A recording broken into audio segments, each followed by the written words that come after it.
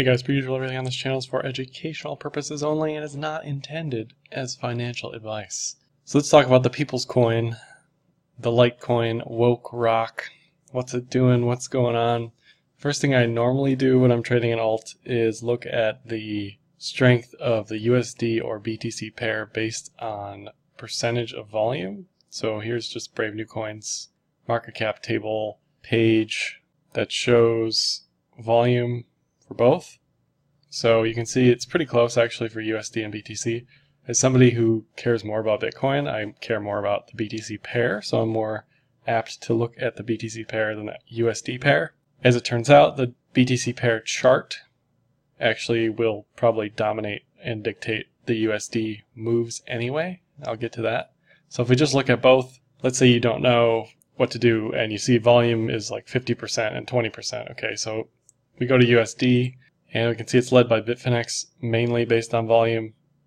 GDEX as well, very huge market share, 85% between the two of them. So really either exchange is fine.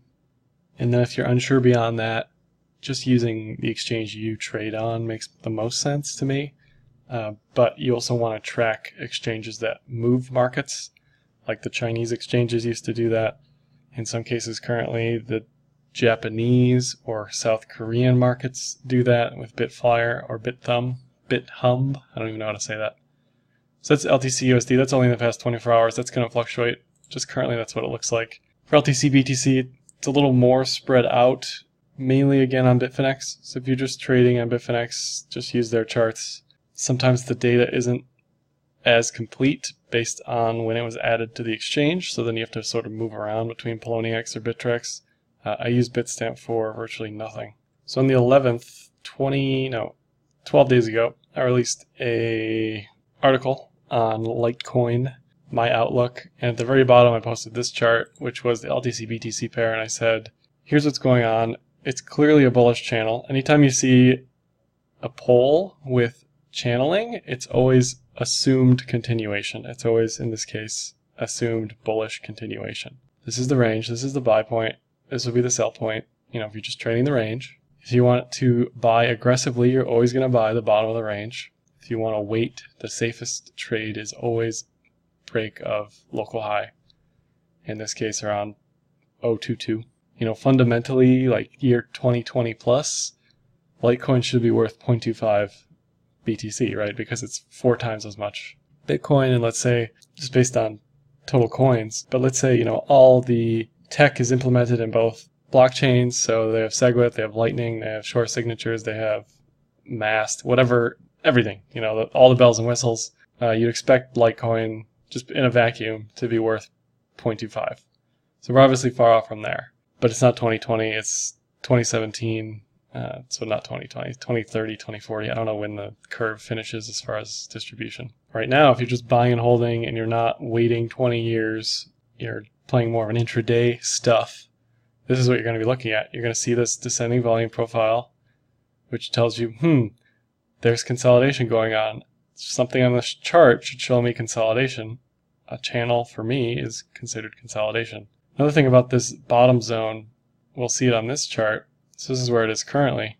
Clearly a top here, clearly a top here, clearly a support. So you can see this zone in general has been pretty critical. Interestingly, it's below the channel here. So all this together tells me it's certainly not as bullish as it was based on breaking the channel. There's 1, 2, 3, 4, 5, 6 wicks on the weekly, which bounce from that zone, which currently is broken. So that alone isn't bullish. But, the volume profile really hasn't broken yet. So it's still descending. That tells me it's still in consolidation mode. RSI has not broken the channel as well. So again, still in consolidation mode. If it's a buy here, it's a weak buy. It's the weakest of buys before flipping neutral completely. Again, only because of this channel. So if we look at that on lower time frames or different exchanges, this is Bitfinex, it's going to look the same. For the most part, the data looks nearly the same. Volume profile isn't there, but the RSI trend is definitely there. Broke the lows, so it's effectively the same.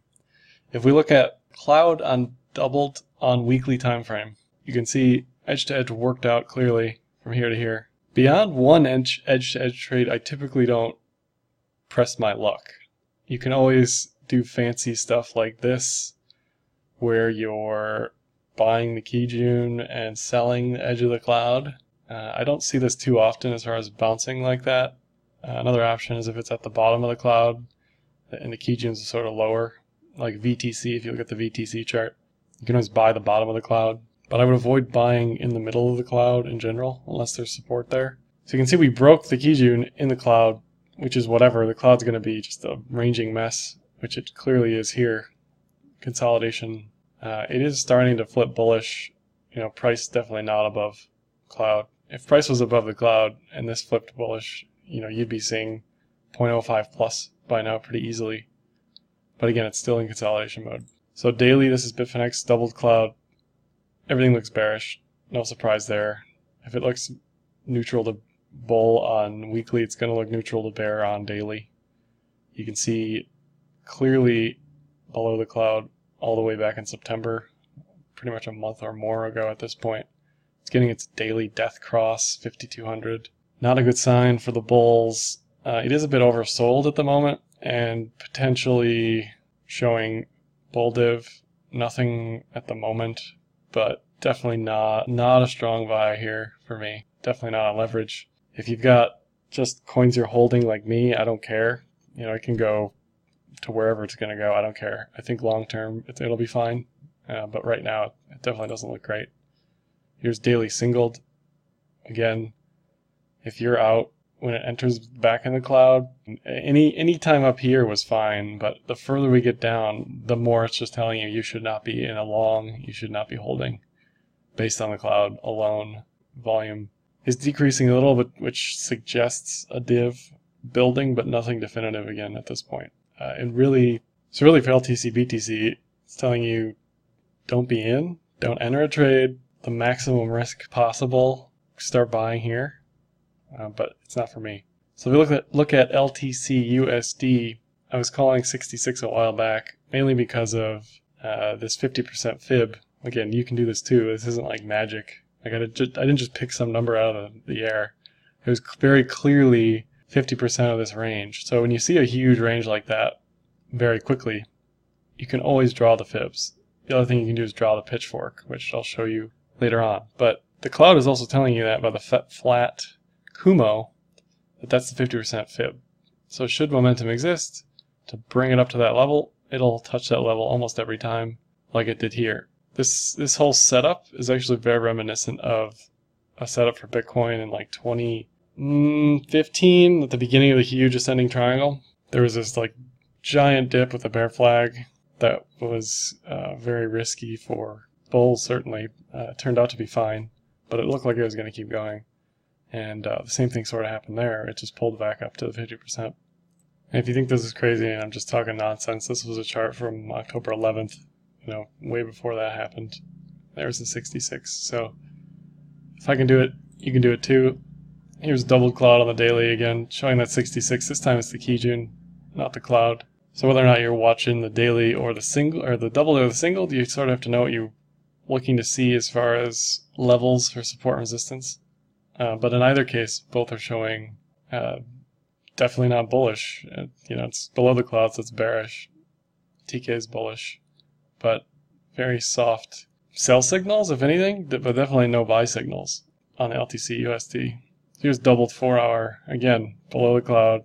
Looks like nothing I ever want to buy ever. Zero signals for a buy here based on the cloud, which is going to have trouble with this in general because it's been ranging for so long. Using the cloud alone isn't necessarily the best thing to do. Neither is using EMAs, which are also sort of trend following. But you can see how well the 50 held up this trend on the daily for so long. Broke here, broke down. It's breaking again. Probably going to test 42 area. So no matter how I slice it, I'm certainly not bullish on LTC. Let's look at B-bands, sort of a measure of volatility versus sideways non-action. You can see we had a nice fake out here. LTC loves to do that, but it's breaking below the 20 SMA in this case. So again, it's probably going to test the edge of this around 44, 43, something like that. Here's 4 hour EMAs. Something to watch is this bearish cross. Again, not bullish at all. a re-entry would be a bearish cross followed by a bullish cross. If you're looking for support targets, again, lean on those fibs. Here's a 48 target, 48, 49, somewhere in there. There's a fib level there, previous low there. Probably a harmonic in here somewhere. That's not really worth drawing because it's on quite a low time frame. So here's a 4-hour cloud. If you're thinking weeks to months away, you can lean on the Pitchfork. You can lean on the Pitchfork a little harder because this is taking a longer term approach. This isn't like entries and exits as quickly as the cloud per se. So bottom of the Pitchfork is a buy, top of the Pitchfork is a sell, median line is a high probability zone of testing, touching, consolidating on. Is this Pitchfork valid? It's the first thing you got to ask yourself. Well, it's got 3 anchor points. That's step 1. Next thing to check is whether or not the levels hold as support or resistance. I also like to check this diag. Typically the trend sort of is held up or held down by that. And in this case it is, relatively subjectively. These diags certainly look support resistance-ish enough for me to be convinced, but really need to follow this for weeks to see how it's going to turn out. This is a 4-hour, you get 6 candles a day, so if this invalidates itself by breaking below, it'll happen rather quickly. But aggressive buyers will buy this because it's in the bottom of the Pitchfork. You can take this same approach on low time frames. This is still a 4-hour, but the Pitchfork captures a lot less data. Whenever you see a extreme high, extreme low, make that an anchor point and then find 2 more high lows. And here's that median line touch I was talking about with the bigger Pitchfork. This is sort of what you expect to see. You expect the median line to be tested at some point. Not necessarily win, but at some point.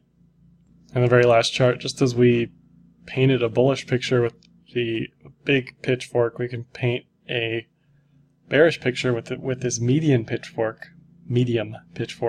And placing 2 of them side by side, we can say if price falls out of this, it's bearish. If price falls out of this, it's bullish. So it sort of gives you a roadmap for the decision-making process. This Pitchfork has us touching this median line, which at this point is below 32 minimum, which sounds crazy right now, but if it holds the Pitchfork, that's where we're headed. Whereas this Pitchfork has us touching basically all-time high, local high sort of levels back to 100, 80 to 100, somewhere in there. So fundamentally, Charlie Lee's doing a bunch of stuff. He's pretty active. LTC's doing its thing. I don't think there's a reason to hold it above Bitcoin, so there's people probably with that same rationale. It's available on Coinbase, that's great. New people can buy it. New people can buy many more of these than Litecoin, so there's some whole integer bias there, whole number bias. That's all I have on Litecoin though. Like, dislike, comment, share, subscribe, hit me up on Twitter, Telegram, and happy trading.